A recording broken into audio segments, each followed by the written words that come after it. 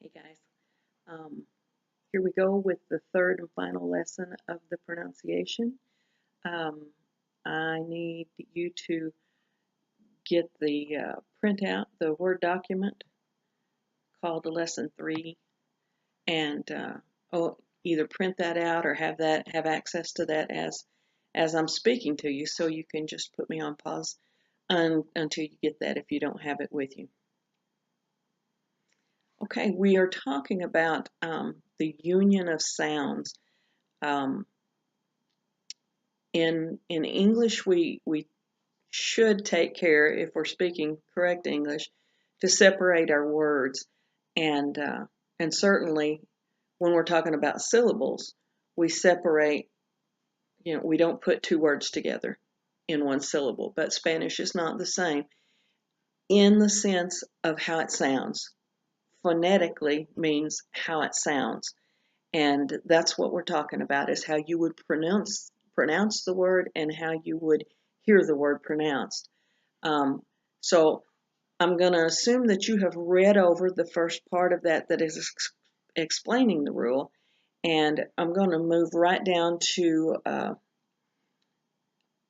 the rules, the 4 rules that determine when you're going to combine sounds, when you're going to have a union of sounds. And number 1 of that is when one word ends and the next begins with the same vowel. So we're looking at example A. We don't want to say la antigua abuela. We want to say la antigua abuela, la antigua abuela. And you may need to say it several times till it all forms together. But if you look at the way it's separated there, the little colon symbol signifies that you're going to hold that sound, that vowel, a little bit longer. So it's la antigua abuela. Going on to B, there's an E at the end of the first word and an E at the beginning of the second word. So this is when this rule applies. And we will say, estuve emocionante.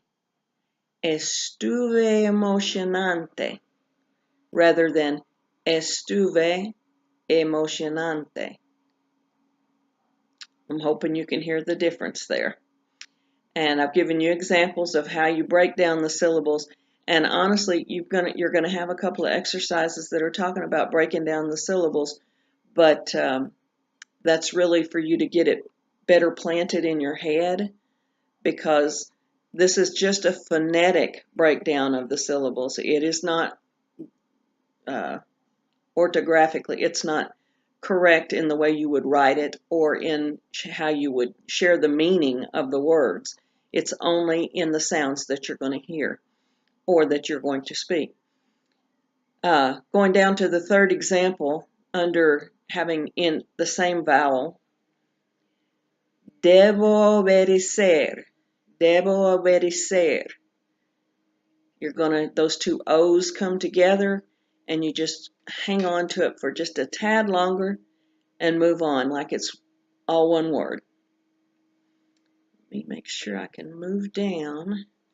And I think there's a couple others there that you can practice with, but I'm going to move on to the second rule. And that's when the last letter of the first word and the first letter of the second word are distinct or different vowels.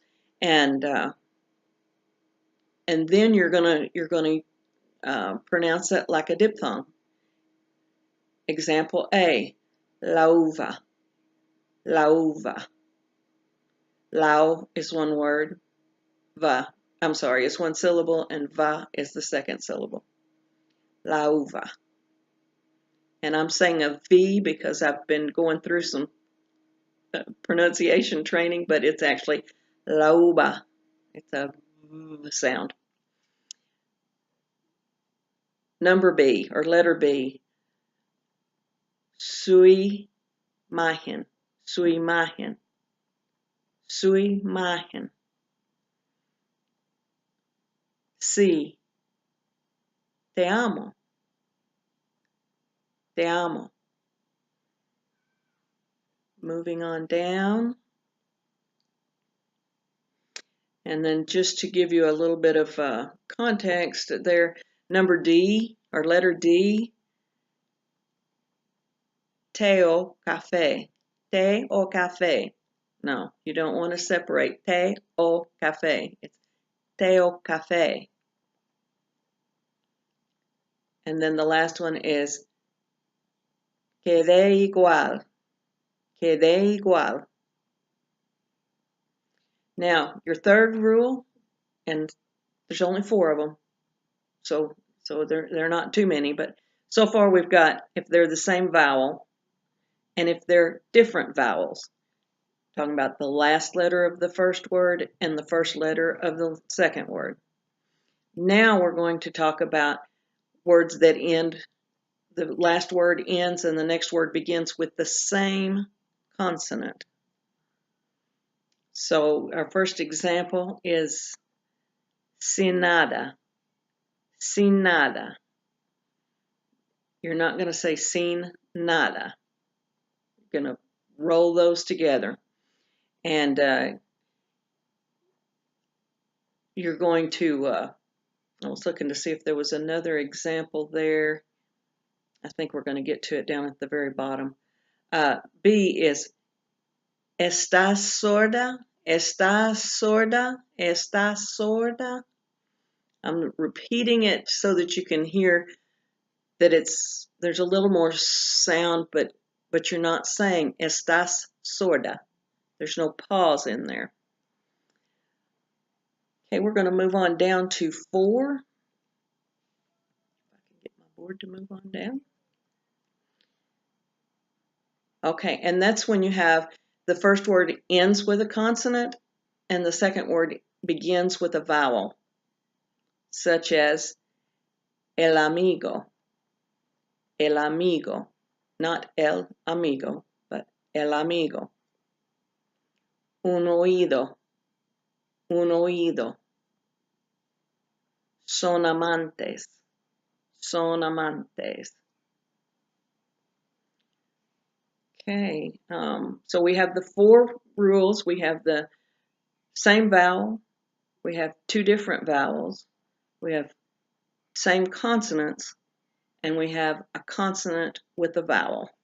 Those are the 4 rules, and then we, of course, need to discuss for just a moment the letter Y or Y, which sounds like a vowel most of the time, and so it will be treated as a vowel phonetically speaking. So you're going to remember, I'm having trouble getting my board to come up, but you're going to remember to treat it,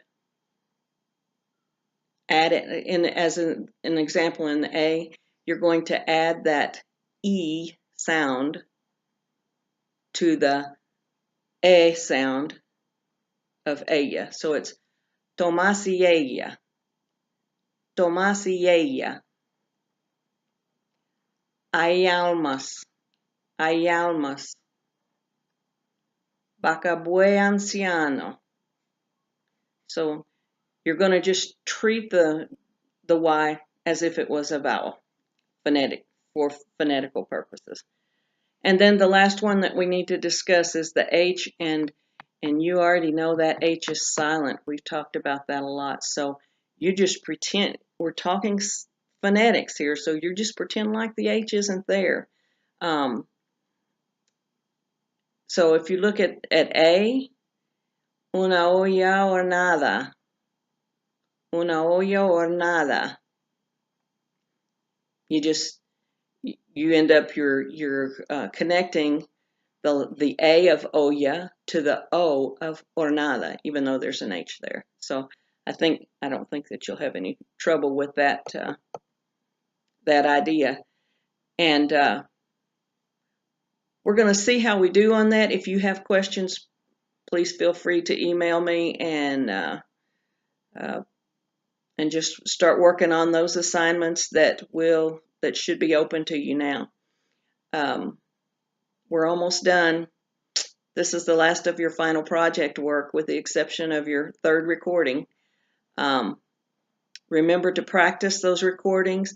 If you are not confident of what it's saying, then translate it word for word, whatever you have to do to make sure that you understand what you're saying. Otherwise, you can't put the right facial emphasis or facial expression.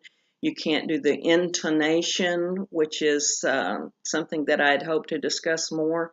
Um, and then I am looking for and expecting you to be putting together those sounds of the words so that this final recording will sound like you're a fluent speaker. I don't expect that you're a fluent speaker, at least most of you. There's a few of you who are getting really close. But I want you to know what it sounds like, and the only way for me to know that you know what it sounds like is for me to hear it from you. So that's what I'm expecting from you at this point. Again, if you have any questions, let me know, and we'll talk soon.